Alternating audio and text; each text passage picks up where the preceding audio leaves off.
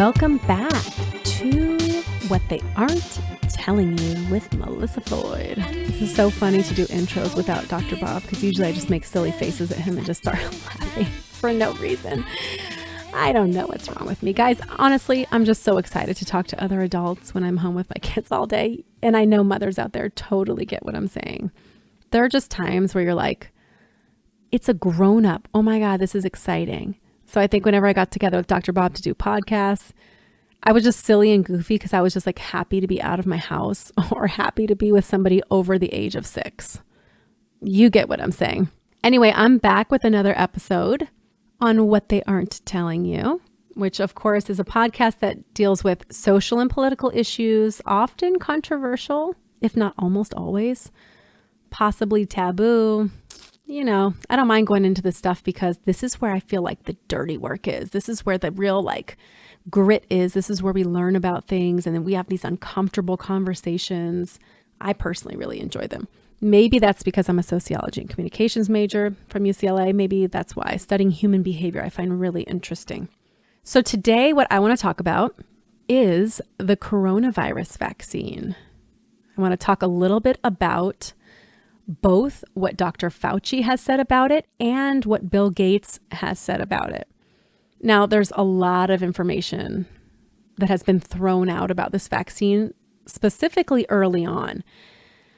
So what really happened early on was at the beginning of the epidemic, there was an immediate concern for, where's the vaccine? Let's get on a vaccine. And multiple companies started manufacturing one, including teams from Peter Hotez. And I think even Dr. Fauci was working with some teams and Bill Gates was involved in this, which that's kind of its own thing. But nonetheless, the focus was on a vaccine. Now, many people who deal with vaccines like Paul Offit and even Peter Hotez said, there's no way we can have a safe vaccine for this for at least 12 to 18 months. Now, of course, 12 to 18 months, we were just 2 weeks into lockdown and everybody was already losing their minds. The idea of 12 to 18 months just seems so far away. And remember, this is not the first SARS coronavirus. There was already another one in 2003. And they've been working on coronavirus vaccines for over a decade and have not been successful ever. Because there are other coronaviruses like the common cold. And those particular viruses mutate often. So coming up with a vaccine that works is just not something they've been able to do before. But obviously the world is watching this time. So you've got the best and the brightest working on it. Everybody's competing to sort of get to that vaccine. And the idea is to rush it.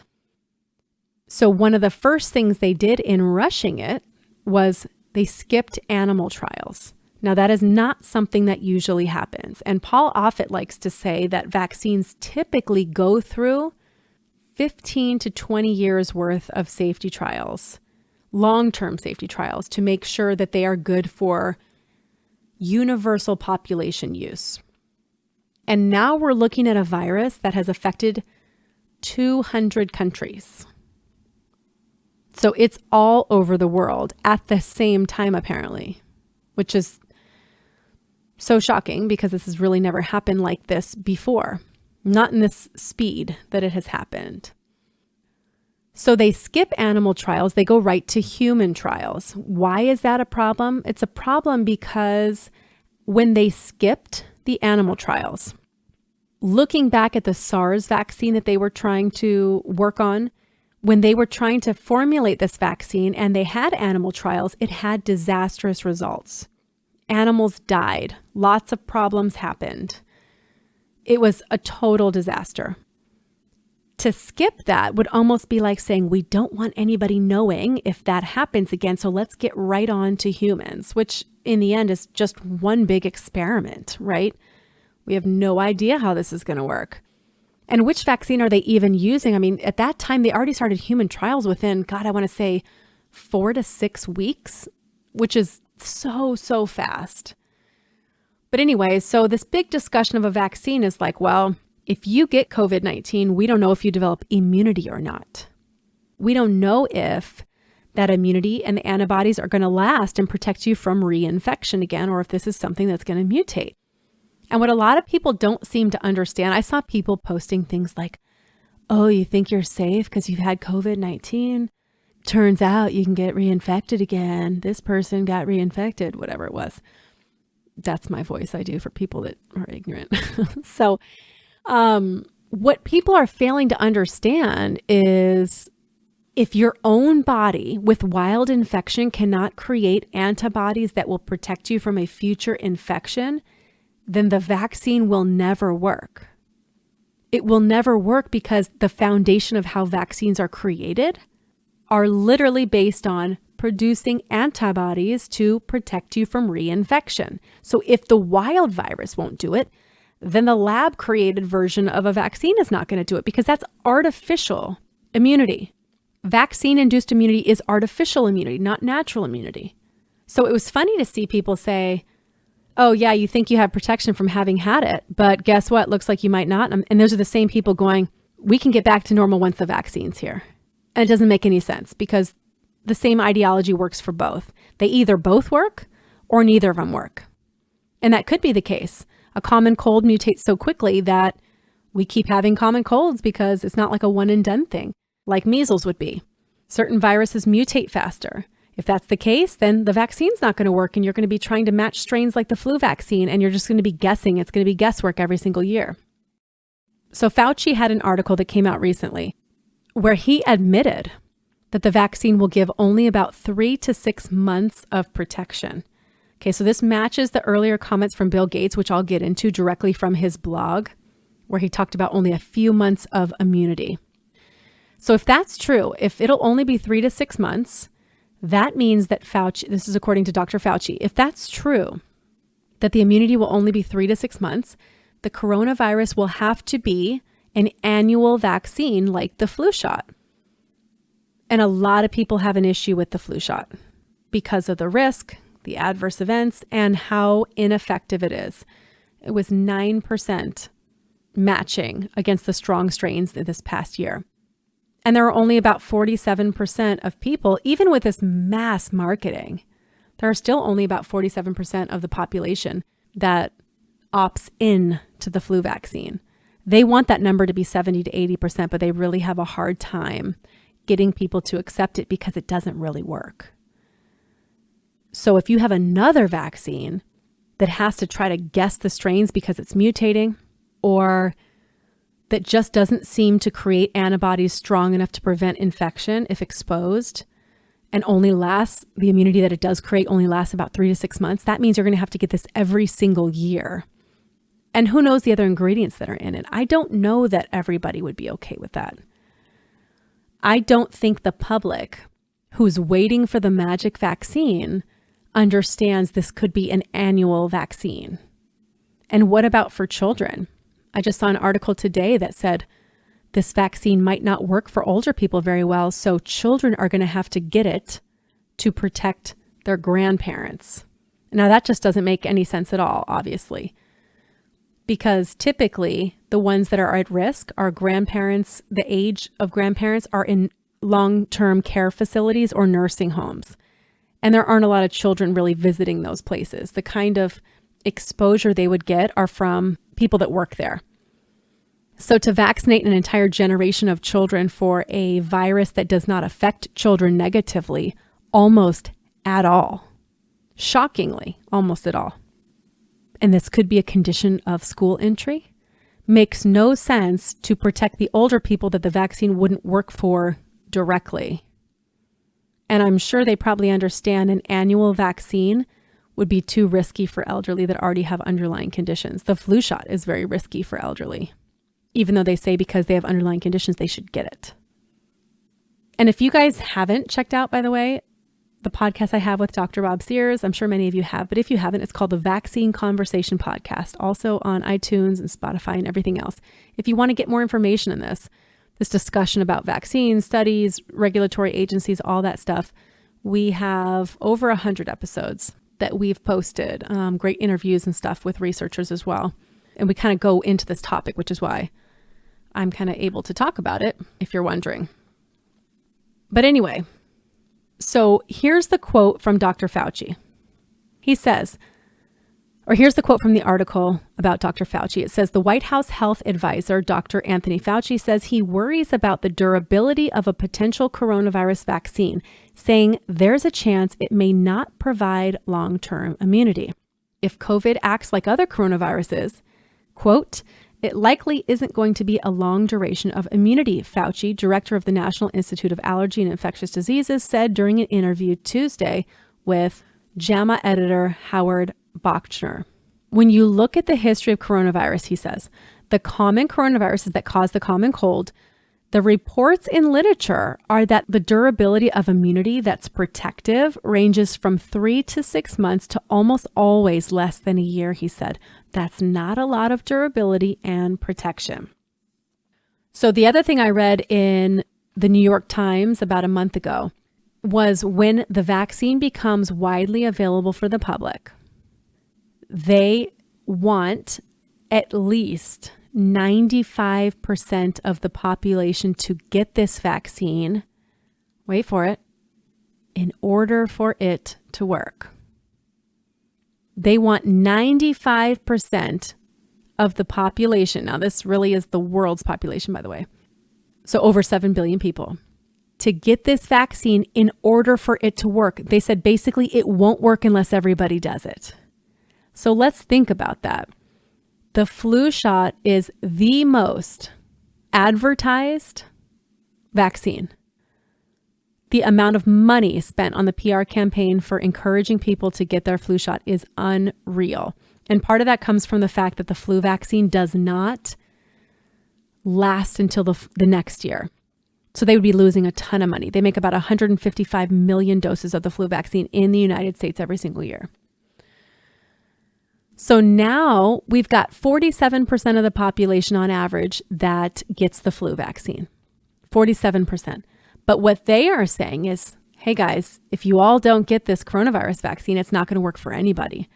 They want to double the amount of people that actually get the coronavirus vaccine compared to what the flu shot is. So here's what's so ironic about all of this, okay? Influenza is also deadly. Okay, but it's not just deadly for elderly and people with underlying conditions. It's deadly for children. It's deadly for teenagers, and it's deadly for young adults. Coronavirus is not at all. In fact, the CDC came out saying that the fatality rate for under 20 years old is so statistically insignificant, it is comparable to 0.0%. Now, I've never seen a virus that doesn't kill children, at least sometimes. Even children with underlying health conditions are not dying of coronavirus. Now, they tried to have that Kawasaki-like disease thing that they were relating to this, right? You guys remember when that was a big deal? And all of a sudden that news has dropped off now. They wanted to tie kids into this and danger for children into this some way. There's just really no way to do it with COVID. So the flu vaccine, you've got 47% taking it. COVID, which is technically less risky for everybody under 60 years old on average, they want to double the amount of people that get that vaccine, and you'll have to get it every single year. And this is a virus that has a 99.5% or higher, depending on your age group, recovery rate.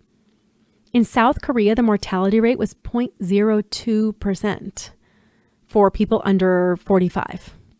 0.02. 0.02%. I mean, considering people recover from this, for the most part, why force an entire population to have to get that vaccine for the handful of people that are at risk? And then not just have to get it like one time, you have to get it every single year. How about just the technical aspect of it?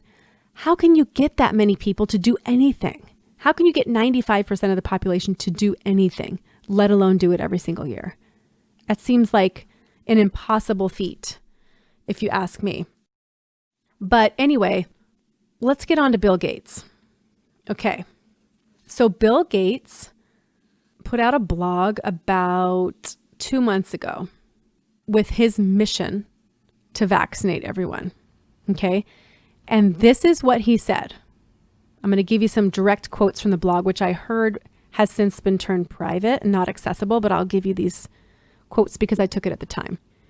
So he said he wants to build vaccine factories in all countries around the world, and that governments who are already suffering this extreme economic crisis need to find a way to fund the building of these vaccine factories. Okay, this is one of the things that has to be at the beginning of all this for him. So again, we're talking about a virus that has that 99.5 to 99.9% recovery rate.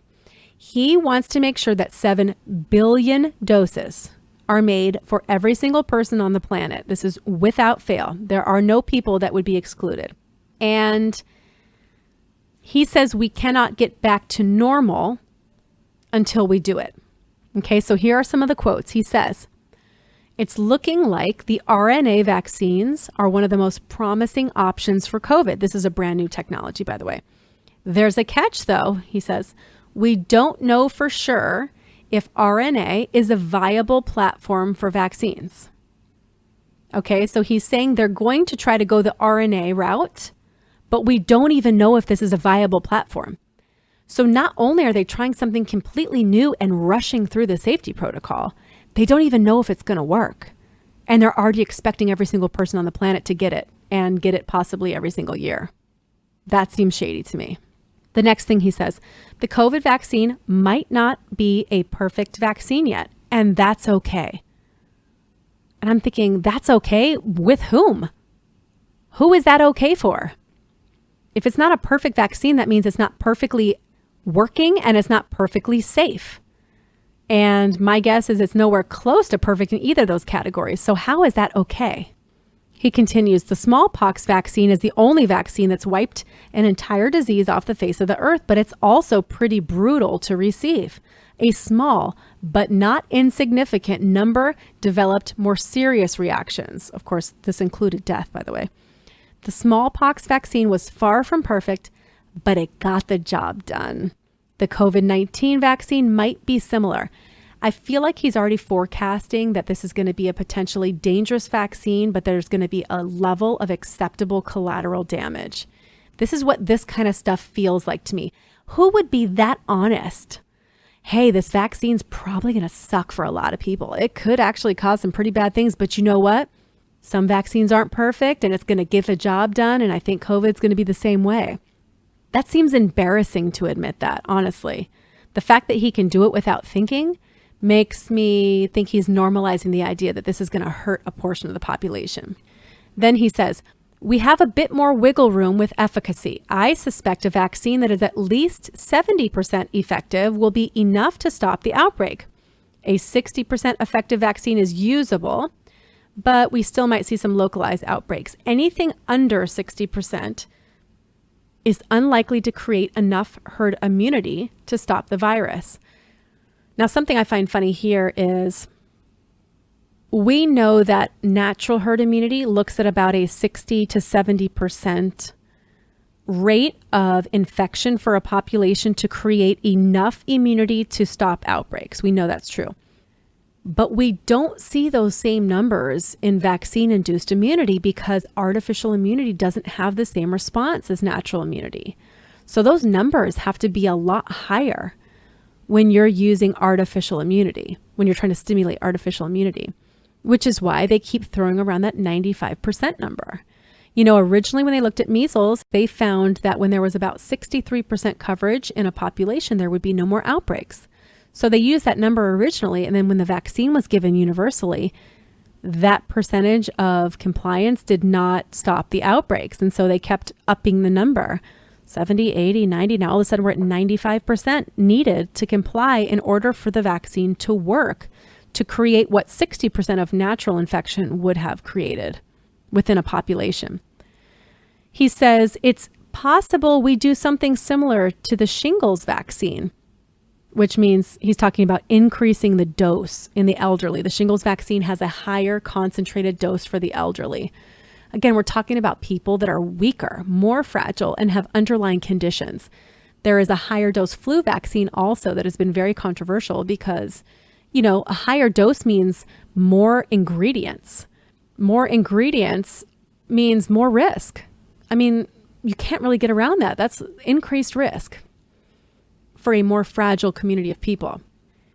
So he said we might do something similar to the shingles vaccine for COVID. We might increase the dose in the elderly, but he says this just straight out. He said, although it might come with more side effects. He literally says that in a quote. He's acknowledging it might come with more side effects. He's not saying that's a bad thing. He's not saying we're not going to do it because it could come with more side effects. He's saying we're going to do it even though it's going to have more side effects. How is that not concerning? He says, how long does it last? Ideally, the vaccine will give you long-lasting protection, but we might end up with one that only stops you from getting sick for a couple of months, like the seasonal flu vaccine, which protects you for about 6 months. He's already admitting again here a few months ago, this vaccine might only protect you for a couple of months. Can you imagine vaccinating 7 billion people for a couple months of protection for a virus that has a 99.5 and higher percent recovery rate that does not affect children and almost never anywhere in the world kills children, almost never? Does that make any sense to anybody? He says, even if it isn't perfect, we will continue working to improve it. After that happens, I suspect the COVID-19 vaccine will become part of the routine newborn immunization schedule. This is a huge red flag. Huge red flag. If a vaccine has 3 to 6 months protection, what is the reason to give it to a newborn? Okay, remember, babies are already receiving over 30 doses in their first year. So now you're going to add this on top of it for a virus that does not kill babies? Why would you do that? Why would you do that? And this is what they do with certain vaccines is they make them part of the ACIP schedule for regular CDC recommended immunizations. And this becomes part of your well baby visit. They do that because it's a lot harder for people to opt out because a lot of parents don't even know what their child is getting. It's a slick way to sort of mandate something without really mandating it because it becomes that recommended series of vaccines that's added, again, to your regular pediatrician appointments. Most people don't even know what things are for. And if it only has a couple months of protection, that means now this baby's getting it as an infant and 1 and 2 and 3 and 4 and 5 and 6 and every other year after that. For a virus that doesn't even hurt children, teens, or young adults. To me, the only reason to have a vaccine weighing the pros and cons of it is if the risk is greater than the risk of the adverse reactions and the risk of the actual disease, the prevalence of that disease actually places your child at risk of death or serious complication. Not a mild illness, but something that would lead to serious complication. That's the only time to consider, in my opinion, whether or not to give your child a vaccine, because there are going to be risks with every single dose. So to add a vaccine yearly for a virus that does not hurt children, does not kill children, very rarely hospitalizes them, makes zero sense to me. He says, quote, "We need to manufacture and distribute at least 7 billion doses of the vaccine. In order to stop the pandemic, we need to make the vaccine available to almost every person on the planet." I mean, this is just crazy. There's no other vaccine that's available to every other person on the planet. And you know what? To me, that only makes sense if this is life-threatening for every person on the planet. But it's not. It's not life-threatening for over 99% of people on the planet. I mean, it's almost laughable when you break it down like this. But of course, it's not laughable because he's serious and he's really moving forward on this. And most people aren't even dissecting this and breaking this down. He says, quote, "What we can do now is build different kinds of vaccine factories to prepare. Governments need to quickly find a mechanism for making funding for this available." Where are these governments going to get this money? Honestly, everybody's suffering. Everybody's economy has been completely shut down and everybody is struggling. Where are they going to come up with money to make vaccine factories for a vaccine for a virus that isn't even killing very many people? And then he says, quote, most people agree that health workers should get the vaccine first, but who gets it next? Older people, teachers, workers in essential jobs? I think that low-income countries should be some of the first to receive it because people will be at much higher risk of dying in those places. Melinda Gates has recently come out saying she thinks African-American people, Black communities should get it right after the healthcare workers. They should be the next ones because she said that they are disproportionately killed by COVID-19 virus. I'm pretty sure there are many people out there that are thinking that's not a good idea. I will not be experimented on considering some of the stuff that's happened in Africa and in India with the Gates vaccine programs. Finally, he says, eventually, though, we're going to scale this thing up so that the vaccine is available to everyone. And then, he says, we will be able to get back to normal. So essentially, Bill Gates is saying, we will not get back to normal until everybody complies and everybody receives this vaccine that is going to give you a couple months of protection. We've heard governors across different states in the country say, we're not getting back to normal until there's a vaccine. School is not going to be normal until there's a vaccine, which doesn't make any sense again, because kids are not affected by COVID the way they're affected by influenza. Epidemiologists have said influenza is primarily spread by children. COVID has not been shown to be spread by children. Why would our schools not be able to get back to normal until there's a vaccine? That doesn't quite make sense. And again, we're not talking about Ebola here with something that's airborne and kills 1 out of every 2 people. If that was the case, this would be a completely different conversation, and I probably would never leave my house. That's one of the things I argue for the people that are so scared still, that do not go out without their masks and they shame everybody who doesn't wear a mask. If you're that scared, why even leave your house? Like if you think it's so airborne that when you walk your dog, you need a mask, why would you leave? Because if that stuff's like in the air like that and it can kill me, you better believe I'm not going anywhere. I always find that so odd. Then why be out? Why are you out in public areas? Why are you out at Walmart? Don't go to a place with a bunch of people if you're so scared about it. But this virus is not like Ebola. And so it doesn't make sense why we would need a vaccine for 7 billion people to have every single year. This discussion about the vaccine obviously is an ongoing one. It's going to continue. I'll be curious to see how many different companies bring a vaccine to the table and how they're going to decide who is going to be the universal one that gets made available to the public. I mean, with the swine flu of 2009, that entire epidemic basically died out before the vaccine could really get to enough people. And there has been some talk of this virus and this epidemic dying down in places where it's not going to allow them to make a successful vaccine because this virus is dying down so quickly. And again, if it's mutating and becoming weaker and stuff like that, then they're going to be missing all the strains and it's not going to be worth anything by the time it's available for the public. Something behind all this seems a little strange to me, though. I mean, Bill Gates is not a doctor. Why is he involved so heavily in the vaccine program? Why is he asking the entire world's population to get a vaccine for something that is not deadly for almost everybody? Doesn't really make sense to me. And now you have Fauci confirming, yes, 3 to 6 months tops protection. I mean, I wasn't looking at getting this vaccine anyway because I'm not afraid of getting coronavirus if I have not had it already. I'm not afraid of it because I honestly feel like the best way you can have protection is being able to be exposed to it and handle it as a mild case. I don't think you can hide from a virus. Like even staying inside your house, all it takes is one person to deliver something, a neighbor, something. It's so easy with highly contagious viruses to transfer it. So you'll never really be able to hide from it, even if you stay inside your house for the rest of your life.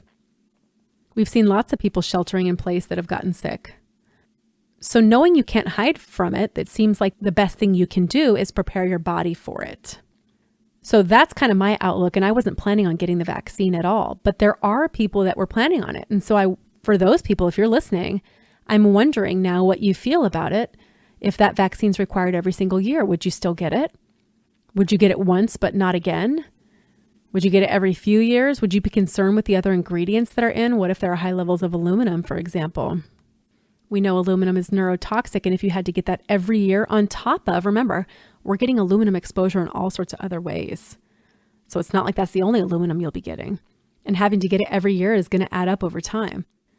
So for those who thought about getting a vaccine, I wonder if you're going to change your mind now, knowing it's only going to give you 3 months protection. I think a lot of people assumed you're going to have this one vaccine, one time, you're never going to get this horrible thing, and you're good to go. But that's just not how it's going to turn out.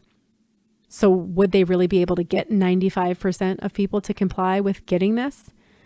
Not unless they mandate it. And what would warrant them mandating it, considering how mild it is for the majority of people? I have a lot of questions about this whole thing. Something seems shady to me. But anyway, I'll keep following up on this vaccine because I find this pretty interesting. And again, if my life is being put on hold and life can't come back to normal until there's a vaccine, I'd like to know why. Considering, again, the virus has a high recovery rate, the vaccine is probably not going to be very safe. And we already know it might have efficacy problems and is going to be required every single year. I don't know, something's not adding up to me.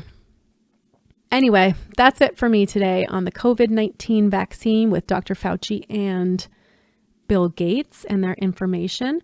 I will post this episode on Facebook page for What They Aren't Telling You, and you can write comments and stuff under there, and I'll try to get to each of them and try to remember to post links to these articles if I remember at the time. I'm not going to be as good about this as we are on the vaccine conversation because that's a very science-based podcast at all times. So we include the links, and honestly, Dr. Bob has a lot more time than I do, and he's so good about updating that, and I'll send him my sources and stuff. So I don't really have the time to do that for this, to be honest with you. But if it's crucial to you to get a piece of information I've left out, you can always message me on social media. I'm running like 3 full-time jobs at this point, so I'm doing the best that I can. And hopefully those that have followed me already understand I'm very sourced, well-sourced database, so you can trust the stuff that I'm saying. And I usually always in my posts in the first comment or two put the source so that you can access it for yourself. And a lot of what I talk about here will be something I may have already posted about. Anyway, that's it for me today. Thank you guys for listening. Another episode of What They Aren't Telling You with Melissa Floyd, and I will see you next time.